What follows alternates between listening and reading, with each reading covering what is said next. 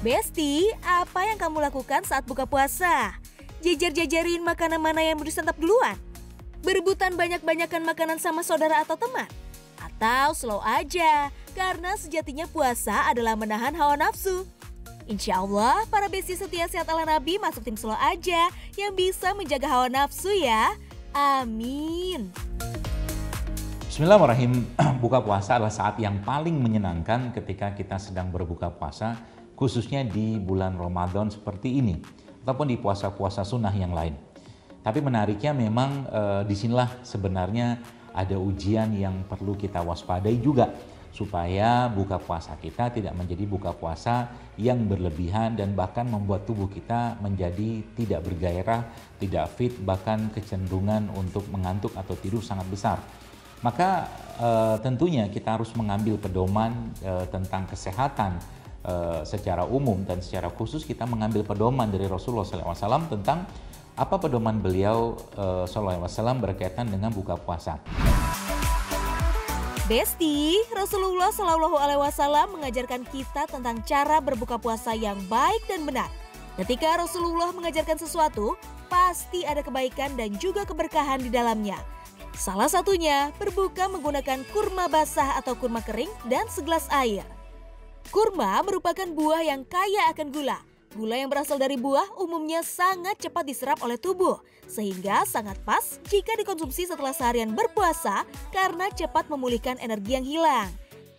Sedangkan air sangat penting untuk mengembalikan cairan di dalam tubuh agar tidak terjadi dehidrasi. Udah bukan rahasia lagi ya, kalau warga plus 62 sukanya berbuka sama yang gurih-gurih sedap macam gorengan, aneka sirup manis nan segar, serta kudapan manis lainnya.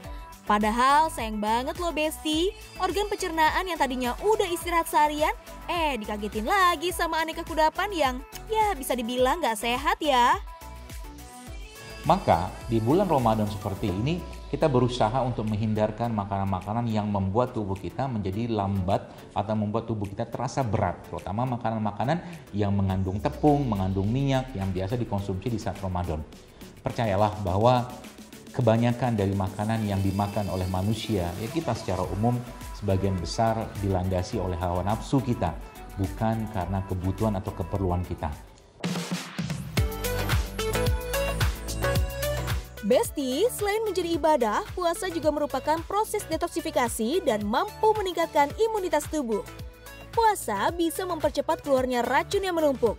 Saat puasa, tubuh juga akan membakar lemak menjadi alternatif bahan bakar tubuh pengganti glukosa. Masya Allah, begitu luar biasanya ya manfaat puasa. Tapi sayangnya nggak banyak yang memanfaatkan momen berharga ini. Paling gampang sih lihat saat buka puasa dan sahur. Jangan berlebih-lebihan, menghambur-hamburkan makanan karena nafsu doang, pengen doang. Padahal dimakan juga enggak ya. Kalaupun dihabisin, pikirin juga efeknya buat tubuh. Apakah baik atau justru lebih membawa kemudorotan? Salah memilih menu ternyata bisa memperlambat metabolisme loh. Nggak heran kalau abis makan bukannya segar, malah mengantuk. Makanya Besti, mumpung bulan puasa nih, bulan suci, maka penuhilah hari-hari kita dengan ibadah, menekan hawa nafsu dan lebih memperhatikan asupan yang masuk ke dalam tubuh kita. Karena sejatinya bulan inilah bulan kita untuk mengontrol, mengendalikan, bahkan mengurangi makanan yang masuk dalam tubuh kita. 11 bulan saya kira mungkin sudah sangat cukup kita makan makanan yang berbagai macam variasi makanan, bahkan kecenderungan yang makanan-makanan yang tidak sehat, miskin serat, bahkan penuh dengan gula yang tinggi atau mungkin tambahan-tambahan bahan sintetik yang tidak sehat untuk tubuh kita. Sehingga Ramadan tahun ini harusnya menjadi Ramadan yang lebih baik. Besti, ada loh cara puasa nggak mikirin makan dan minum doang, jadi lebih mikirin ibadahnya.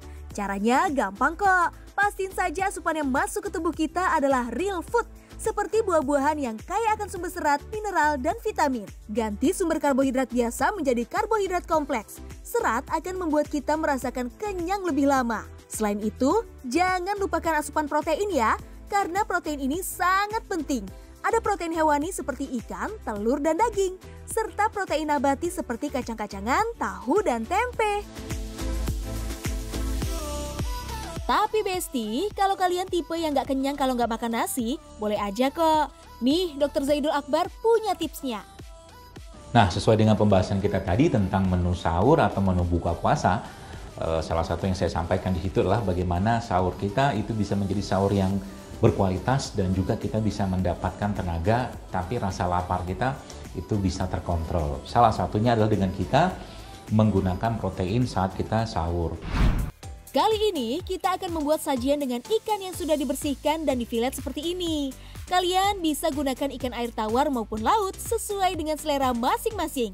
Untuk mengurangi bau amisnya bisa tambahkan perasan jeruk nipis, lalu tambahkan lada bubuk, garam, dan daun thyme. Dan kali ini juga saya akan mengenalkan kepada teman-teman sekalian salah satu produk yang juga bukan produk apa ya, tapi produk yang nanti bisa dipakai juga di rumah ya, yang juga punya manfaat untuk memberikan rasa yang kuat dalam masakan atau makanan kita, itu ghee. Ini ada ghee ya, ini lemak-lemak hewan yang sangat baik ya kita gunakan untuk memberikan atau mungkin memberikan rasa yang enak. Setelah semua bahan tercampur rata, ikan bisa langsung dipanggang kurang lebih 15 menit sampai matang secara sempurna. Ya, masakan sederhana, tapi ini akan menjadi sebuah masakan atau makanan yang secara komposisinya juga sangat lengkap karena ada sayurnya, ada proteinnya juga, ada karbo, kita pakai kentang sedikit di sini sehingga nanti ini bisa digunakan saat sahur.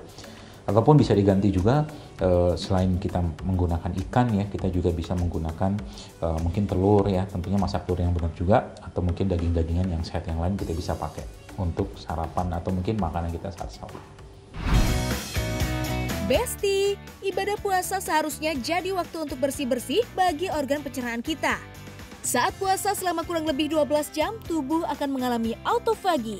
Autofagi merupakan kemampuan sel dalam tubuh untuk memakan atau menghancurkan zat-zat perusak sel di dalam sel itu sendiri. Puasa dapat memancing proses autofagi menjadi aktif, sehingga sel mulai melakukan pembersihan. Ketika kadar insulin dalam tubuh menurun, glukagon mulai bekerja dan membersihkan sisa-sisa sel yang telah mati atau rusak. Jadi nih Besti, ibadah puasa yang sedang kita lakukan ini dapat membuat terjadinya proses autofagi lebih sering, sehingga tubuh akan menjadi lebih sehat. Masya Allah.